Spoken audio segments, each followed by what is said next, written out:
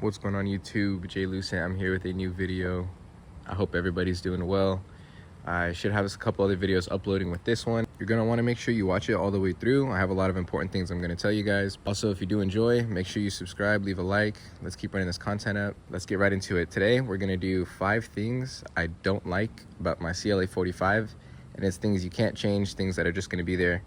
And I know this is pretty important if you're planning on owning one of these, or if you have one, I'm sure you know. You can also call this 5 things you want to know before buying. That way you guys can see if this is the car for you or if it's not. To me, I can live with all the things that I'm about to say in this video. Some things do really annoy me, and I'm gonna tell you guys what exactly is like the worst and things like that. That's why I told you guys to make sure you watch the whole video, because I can say what you should just be aware of. So in that regard, let's get into it.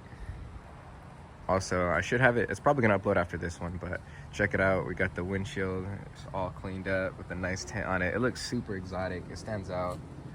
I like it so much. I just can't stop staring at it. It looks super cool. Privacy with the look of like sticking out on the road. No one really has stuff like this. Or if they do, sometimes it's like that chrome tint, but this is clearly a lot better.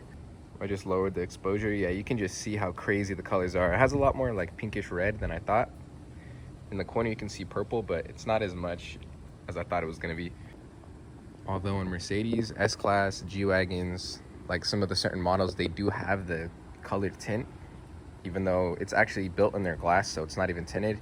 So if you add tint behind the factory, like blue tint from Mercedes, which they give you on like the S-Class or the G-Wagon, essentially if you put some dark tint or just whatever behind it, it'll make it all look blacked out, kind of like this, where it just looks super sleek and just clean. It's hard to see in there, so definitely one of my favorite decisions. I've been wanting that for years. It's one of my dream mods. So that, along with the headlights, which those still don't work. Hopefully soon we're gonna get those headlights repaired, but for now, especially because look, it's literally rusting, but that's not the headlights though. That's just some PPF, some headlight tint. It is rusting though, so I gotta get a couple things fixed. But we have some other things we wanna modify before we get into that. All right, getting into number 1, something to know about. If you're getting a GLA 45, it's the same motor. It's just an SUV version of this car. It's a little bit looks different, but they're pretty much the same car. If you're into the CLA and not the GLA, is that this thing is super low. It rides pretty stiff. The steering is like one of the stiffest cars I've ever been in. You could like lightly pull on the wheel and like everything's just turning that direction. Like it's super aggressive, and on top of that, it's really low. And the reason why I say it's 5 things I don't like is because sometimes you end up scraping on a bunch of stuff. I don't really have damage on the outside currently, but that can easily happen if you go fast enough over something. And there's a lot of potholes where I live and stuff like that. So yeah, pretty much underneath, you can see a lot of scratches. So something to know about. You have to know how to drive a lowered car, and you want to make sure you know what you're doing. And if this is something you want to deal with, because all the time you're going to have to be slowing down. For me, it's not really something I don't like. I actually want the car to sit lower, although it is one of the lowest sitting cars you can buy from factory. I do want it to sit a little lower, but from what I've heard, it's not going to make it. It's actually going to be more loose when I start to like make, I guess, fast turns and stuff. It'll be more loose than it is right now. So I'm just going to leave the factory suspension. The only way I would change it if I do coilovers, because it changes the struts and the springs. So the springs will make it look lower, but it'll probably ride worse, apparently. Well, I don't know about worse, but it might just be more like rounded and not like as firm. Number 2 just has to be the space in here. It's not the worst, and I can't deal with it. Keep in mind, this is a 4-door coupe, Mercedes calls it. So although it is a sedan, from the styling and how small like the back is and stuff, it is a 4-door coupe, so it's classified as a coupe. I'm about like 5'7", 5'8" on a good day. And I mean, I don't have issues, but I did have some paddle extenders that went to here, and then when I turned the wheel, it would hit my knee, and it would like, yeah, I had to take them off. Anyway though, I'm not that tall, the point of it is, and basically, if you're a bit taller, it's kind of tough to fit in here. I mean, my headroom's okay. Sometimes I turn my hat like this, and like I'll hit right here, or if I go up a little bit, like look, I instantly hit it. So sometimes it gets in the way. It is pretty annoying. You want to make sure you really check this car out in person before you buy it. Just make sure everything's gonna work out for you, because I know when you're in here, you're just like, oh, this is a nice Mercedes and this, but you want to make sure, okay, do I fit in this car? Do I like where the gas and brake pedal placement is? Because keep in mind, these are, I can literally touch both of them with the same foot, guys. So it's like a race car inspired thing where you can just like boom like that. So it's, I wear clunky shoes. Oh my gosh, I literally cannot drive. I have to put my foot all the way to the side and then push down like that. It's super annoying. Also keep in mind, you're gonna want to look for one that has all the packages. Just make sure you have the good screen, You want to make sure you have backup camera, navigation on there. You're probably not going to use it, but the point is that you have features on here. I think after 2015 you get push to start. This one doesn't have it. I don't really mind it. It actually is more cool to crank it. The back seat, it's, I mean, you're not buying the car for the back seat, but for the back seat, it is pretty small in there. It is pretty reasonable, honestly. And then the other thing is, when you are sitting back there, like, you're sitting straight up, like, I don't know, it's hard to explain, but you're just sitting straight up, like, your head is pretty much almost touching the roof. And yeah, it's not the worst, but just some things to know. Oh, also, there's no glove box to pull out back there. Like, you'd think, like, right here where my finger's at, you can, like, pull that down. No, you can't. There's nothing there. I don't know why it's like that, but I guess this is how it is. Oh, and there's a black seat belt. There's not a red one. I don't know why. I mean, it does look kind of clean, I guess, but it's pretty odd. All right, getting into the next thing, it has to be, this car is not cheap. It is, I'm finding out it's not that cheap. I'm not having crazy issues, but I had to do some real maintenance to the car, and it adds up quick, like quick. And then on top of that, you guys got to consider, if any one of these little things, which you wouldn't even consider, like when you're checking out the car to make sure everything's good, you wouldn't consider something like this. You see that crack right there? Let me see if I could do it. Yep, right there, right next to this little circle right there. That's basically a $400 bracket, and who wants to just spend $400 out of nowhere? Nobody does. So this is why I want to let you guys know about, if something goes wrong, guys, it's not cheap. The only reason I say this car is a lot cheaper than other Mercedes AMGs is because it's a 4-cylinder, it's more reliable, it's more cheaper on, I mean, it's better on gas, like all this stuff. But it's still AMG, it's still expensive. The tags, the registration, everything's expensive, guys. Insurance. I had to fix these too. These are brand new hoses. Those actually, I guess, got old or something, and the turbo wasn't getting enough boost. It said turbo under boost.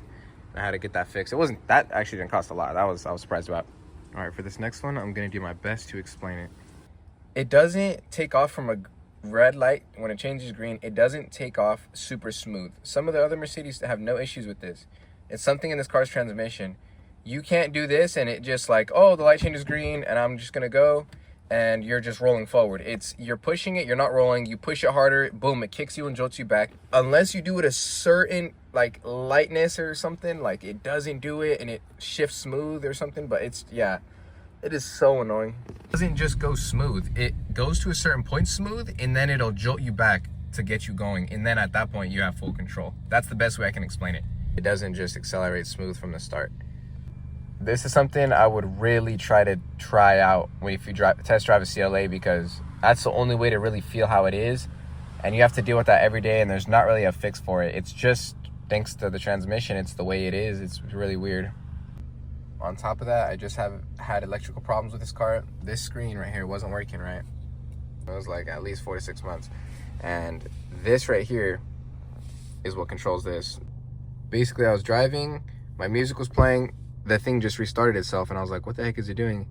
And it got back to this screen, and I was like, okay. And then it kept doing it again and again, and then it wouldn't even make it as far into the loading process. It would be less and less, and then it just showed the time in the corner, and then after that it just went black.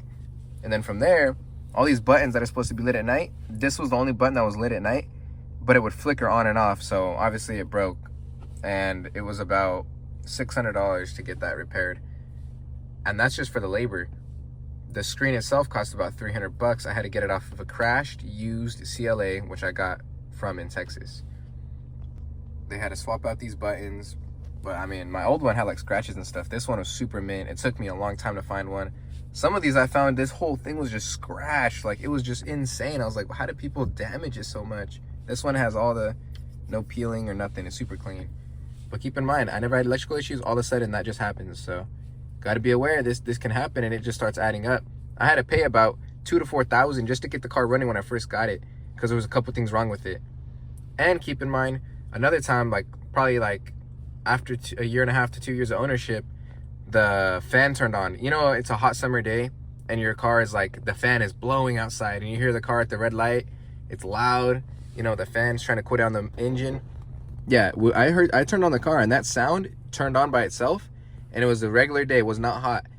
That's the sound of doom right there. You hear that? It's all bad. You're looking at a $1,250 repair for a thermostat. And it is, oh man. I heard that sound and I was like, no way. And it sounded so bad. Like, I thought my car was overheating. Like, it was just crazy. I couldn't drive it. And it was a really expensive repair, guys. And that just happened out of nowhere. So be prepared for the thermostat to break, because it does happen in the higher mileage. I ended up deciding to just keep the car and just pay off the problems that it had to get it going right, running right, because I didn't want to have to deal with the hassle of returning the car and all that extra stuff. And the dealership I bought it from said they were going to repair anything that was wrong with it, but it was a sketchy dealership and it was just all bad. I took it to a certified Mercedes mechanic and I just paid the money and got it fixed.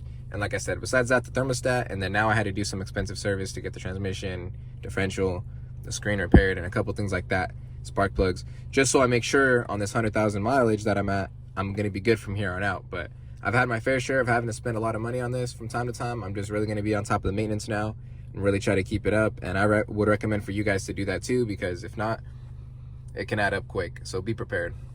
So we've talked about that it's low. We've talked about, you know, it's kind of a small car. I'm not even that tall and it's kind of a struggle sometimes. You know, it's not the biggest car, especially with these race seats. And then we've also talked about this car can add up quick and it's expensive, and, you know, to keep it maintained, it's a lot. Also discussed about how this car is a manual and it drives kind of weird and that's an issue. All right, so coming down to the last one, or the last couple little things, it has to be, you can barely fit a decent cup in there. My friends and I actually call this a wannabe cup holder. It has a little plastic that can go here, but it stretches out about this much and this much. And it's like, you can't even, the cup fits like this, like it doesn't even, so I just take it off, right? And that's just how I rock it, because I guess it fits a little better to put two cups like this with no plastic in the middle. These are wannabe cup holders. It's honestly the worst thing I ever seen. Look at this too. This is your glove box, guys. Very small. Like, this is my fist. I mean, it looks decent size, but it's like the width of it is just not, it barely passes my forearm, guys. I mean, it's not that great. Make sure you know you want to get into this before you do so, because it's going to be pretty important. Buying something like a car, especially an expensive one, it's a pretty big deal, and you want to make sure you're making the right choice. With that being said, though, I absolutely love my car, especially because right now it's pretty much has everything done and kept up and maintained. It's like get some performance mods in there. It's going to be super fun. Enjoy the car. You know, it's a great car, reliable, it's fast, so make sure it's right for you. So we'll go ahead and leave it at that. But if you enjoyed the video, make sure you smash the thumbs up button, subscribe, recommend some more videos down below. If we get enough support on this video, you know, likes and subscribers, we're going to do 5 things I love about my CLA 45. Stay tuned. And as always, stay lucid.